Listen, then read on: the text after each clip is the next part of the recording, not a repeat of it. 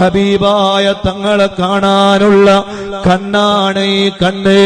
വൃത്തികേട് കാണാനുള്ള കണ്ണല്ല, സിനിമ കാണാനുള്ള കണ്ണല്ല, സീരിയൽ കാണാനുള്ള കണ്ണല്ല, അന്യ പെണ്ണിന്റെ നഗ്നത കാണാനുള്ള കണ്ണല്ല, അന്യ പുരുഷന്റെ നഗ്നത കാണാനുള്ള കണ്ണല്ല. ഈ കണ്ണുകൊണ്ട് നമുക്ക് കാണണം റഹ്മത്തുല്ലിൽ ആലമീൻ സയ്യിദുൽ വറാ മുഹമ്മദുർ റസൂലുള്ളാഹ് സ്വല്ലല്ലാഹു അലൈഹി വസല്ലം.